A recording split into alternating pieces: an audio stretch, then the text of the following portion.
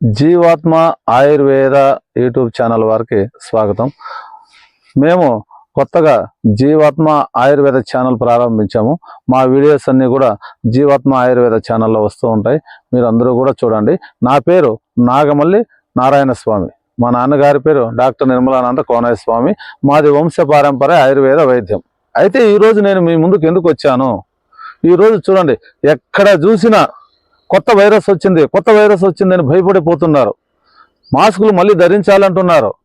ఎందుకంటే కరోనా వచ్చినప్పుడు చాలా బాధపడినాం. ఇప్పుడు కూడా అలాగా పరిస్థితి వచ్చే మూమెంట్ ఉంది. కాబట్టి దానికి మీరంతా భయపడాల్సిన పని లేదు. నేను ఒక మంచి రెమెడీ, మంచి ఔషధాన్ని మన ఇంట్లో మనముగా తయారు చేసుకునేది చెప్తాను. ఎందుకంటే అన్నీ మన ఇంట్లో దొరికే వస్తువులే, ఎక్కడా పోవలసిన పని లేదు.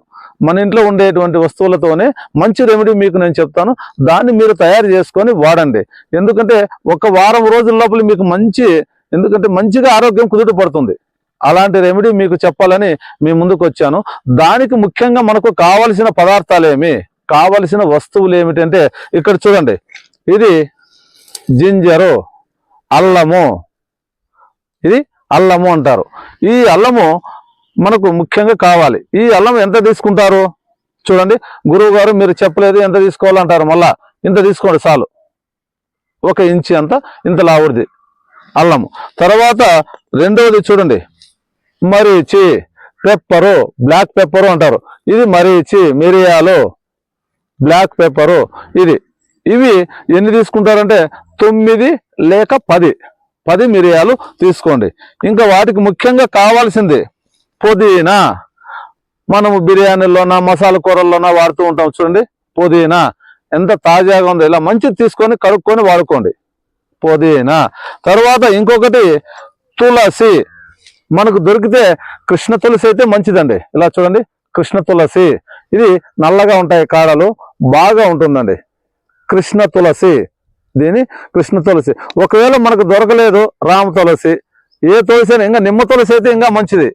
ఎందుకంటే చెరువుల గట్ల పైన అక్కడక్కడ దొరుకుతుంది నిమ్మ తులసి, అదైనా వాడుకోవచ్చు. ఇది తులసి.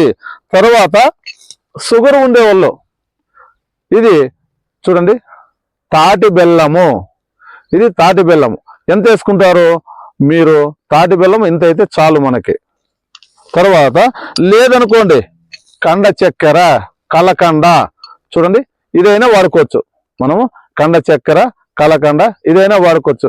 అయితే ఇవి ఎంతెంత మోతాదులో తీసుకోవాలి చూడండి. కలకండ ఇంత తీసుకోండి. తరువాత తాటి బెల్లము 1 చాలు. ఇవి తులసి ఆకులు. తులసి ఆకు వచ్చి 15 ఆకులు. ఇలా మనం ఇంచేసి ఒక్కొక్క ఆకు తీసుకుంటే 15 ఆకులు చాలండి. ఇలా చూడండి, ఇవి 15 ఆకులు. తరువాత పుదీనా కూడా అంతే, సేమ్. పుదీనా 10 తీసుకోండి చాలు. పుదీనా ఆకులు 10 లేక 12. మిరియాలు 9 నుంచి 10. అల్లం వచ్చేసి ఇంత ముక్క. ఇవన్నీ కచ్చా పచ్చాగా దంచండి బాగా. రోట్లో కానీ బండ మీద కానీ మీకు ఎట్లా అనుకూలం ఉంటే అట్లా దంచేసి 1 గ్లాసు వాటర్ పోయండి. మినిమము ఒక 250 ml వాటర్ పోసిన తర్వాత 100 ml కావాలి. 100 ml అయ్యేంత వరకు కాంచండి, మరిగించండి. మరిగించిన తర్వాత నీట్గా వడబోసుకొని ఉదయం అర్ధము, సాయంత్రం అర్ధము తాగండి. ఓపుకుంటే 2 పూట్లు కాంచుకోవచ్చు మీరే. అవి కాంచుకొని తాగుతూ వస్తే గోరువెచ్చగా ఉన్నప్పుడే తాగండి. కొంచెం ఘాటు అనిపిస్తుంది, అయినా పర్వాలేదు. మనలో ఉండేటువంటి దాన్ని, వైరస్ను పారద్రోలి ఆరోగ్యాన్ని చాలా బాగా అందిస్తుంది. ఇంకా మీరు మా వీడియోని చూడాలనుకుంటే ఫేస్బుక్లో, ఇన్స్టాగ్రామ్లో, యూట్యూబ్లో అన్నిట్లోనూ చూడొచ్చు. లైక్ చేయండి, షేర్ చేయండి, సబ్స్క్రైబ్ చేసుకోండి. నమస్తే. జీవాత్మ ఆయుర్వేద ఛానల్ ఆదరిస్తున్న వారందరికీ నా నమస్కారాలు తెలియజేసుకుంటున్నాను.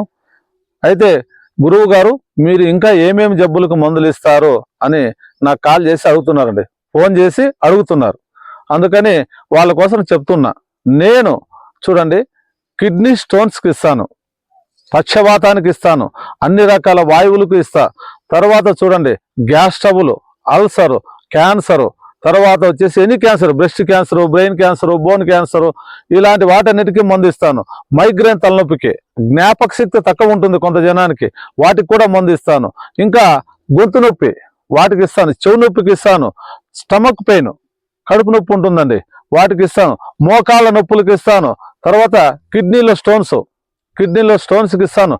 L4 L5 అంటే వెనక నొప్పి వస్తుంది వెన్నెముకలో, వాటికి ఇస్తాను. సర్వైకల్ స్పాండిలైటిస్ అండి గొంతు దగ్గర, వాటికి ఇస్తాను. ఇంకా చూడండి నరాల వీక్నెస్కి మందు ఇస్తానండి. నేను ఇంకా అన్ని జబ్బులకి మందులు ఇస్తాను. మీకు ఏదైనా డౌట్ ఉంటే కింద కనపడేటువంటి నెంబర్కి కాల్ చేయండి, నేను తెలియజేస్తాను. నమస్తే.